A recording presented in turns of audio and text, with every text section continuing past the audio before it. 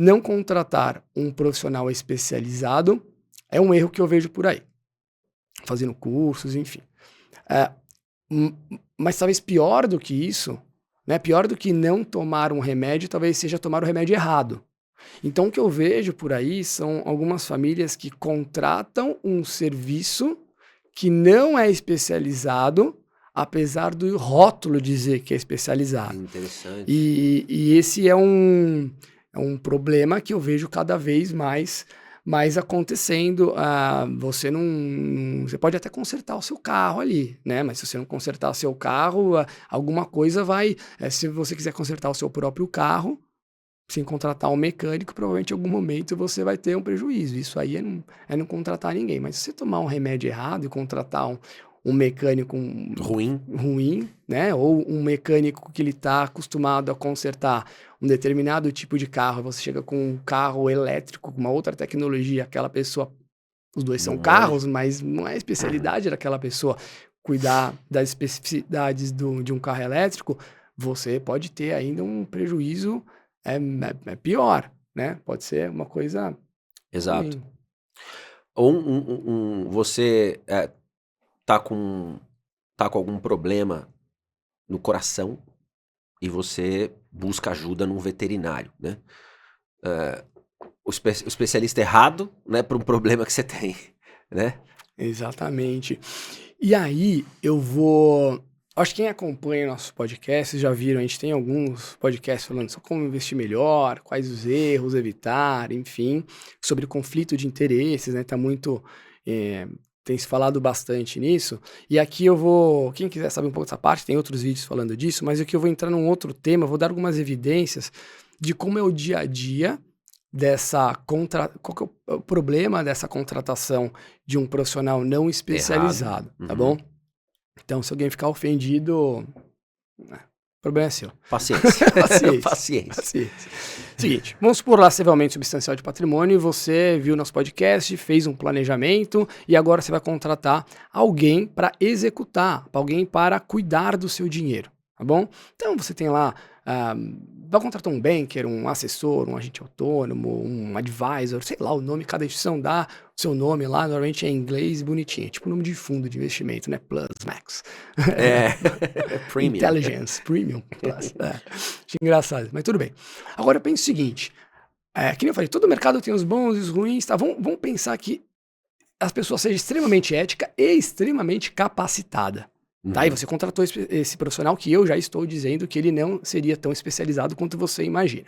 Essa pessoa, ela não acorda, hoje eu vou ferrar o cliente, hoje eu vou fazer o pior. Não, a pessoa acorda falando, caramba, eu quero fazer meu trabalho, eu tenho conhecimento, eu quero fazer o melhor para o meu cliente, eu quero entregar o que há de melhor para ele. Perfeito. Só que eu também quero ganhar dinheiro com isso, né?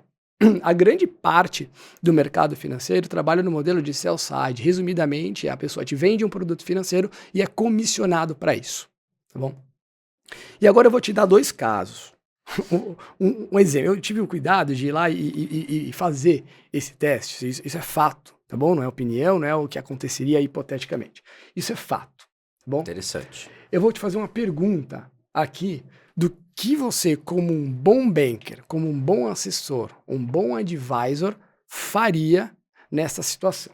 Eu vou te dar dois exemplos. Você precisa fazer uma alocação de R$1 milhão. Então vamos supor, sei lá, que a família tenha muito dinheiro e 1 milhão seja uma fração do patrimônio e essa fração você vai precisar alocar em renda fixa. Tá bom? E você tem duas opções para fazer isso. A primeira opção, né? Nós estamos gravando hoje em agosto de 2024 e essas informações aqui são referentes a essa data. Bom, você tem um investimento que remunera para o cliente 14% ao ano. Tá bom. Era uma taxa IPCA a mais ali, eu fiz as continhas, arredondei 14% ao ano. Esse investimento, você vai fazer um investimento de 1 milhão nesse investimento, isso é fato real, tá bom? E de comissionamento por esse 1 milhão, quem te vender vai receber 8 mil no bolso. Então o cara foi lá, você recebeu um investimento de 14%, quem te vendeu vai receber 8 mil reais, ou seja, você colocou 1 milhão no final do ano, você tem o quê? 1 milhão 140. Bacana. Ou você vai fazer um outro investimento. Você tem essas duas possibilidades.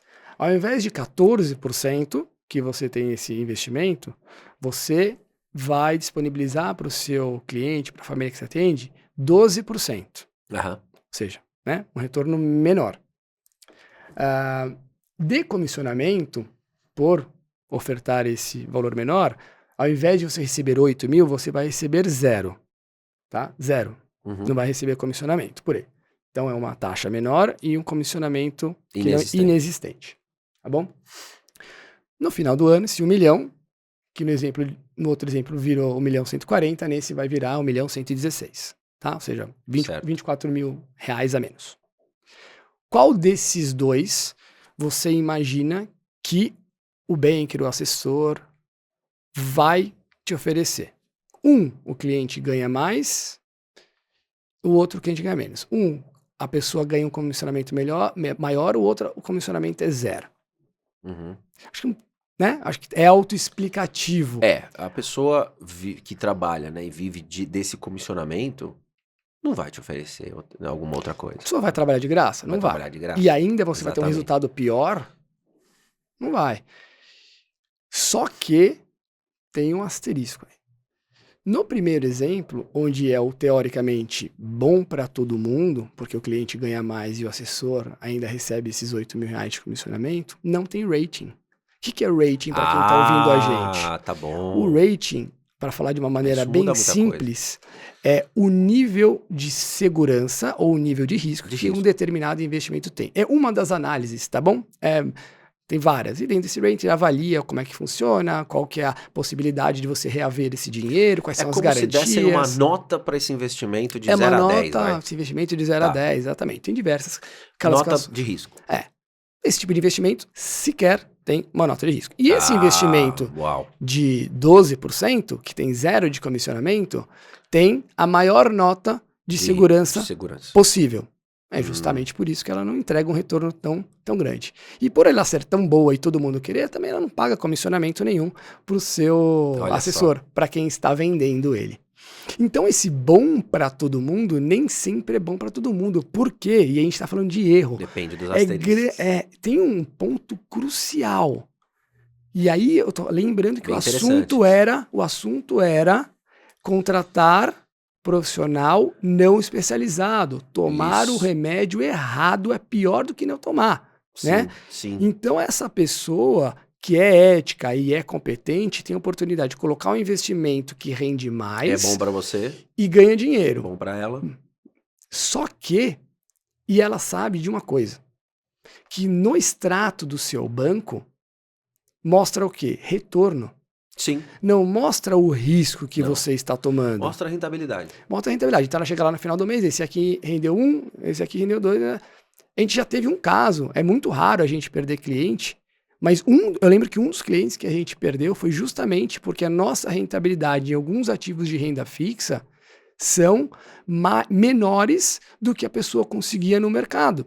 Isso é proposital, porque a gente tem acesso a todos os investimentos. Sim. Só que o que a pessoa não sabia era o risco que ela estava correndo. Você olha um iceberg, a pontinha dele é a rentabilidade. O que está embaixo é o risco. E essa gestão de risco é o que diferencia a perpetuação do seu patrimônio. Então, ter um erro onde você só olha a rentabilidade pode ser devastador. Tem uma frase do Warren Buffett, que ele fala, o maior investidor de todos os tempos, que ele fala: você só sabe quem está nadando pelado depois que a maré baixa. E quando você investe no investimento, você aplica no investimento, né? Tá aplicado, e ele rende 14 ao invés de 12, a cabeça da grande maioria dos investidores é 14 é maior que 12, logo é melhor. Logo é melhor, Logo é melhor, né? O seu assessor, o banker, não vai falar assim: olha, eu vou fazer uma modificação na sua carteira, tem um aqui de 14 e um de 12, eu vou colocar o de 12 porque é o que eu recomendo. Poxa, mas coloca o de 14. Aliás, Val, tem inclusive gente que trabalha nesses termos, assim, sabe? Quando a pessoa quer um investimento, ela fala: mas quanto que você me dá? Né? Tem muita gente que pensa assim, né? Mas quanto que você me dá de retorno? E que taxa que você me dá? Como se fosse isso o indicador de qualidade, né? Único de um bom investimento, né? É, Assim, você me dá 13? Então, ali me dá 14.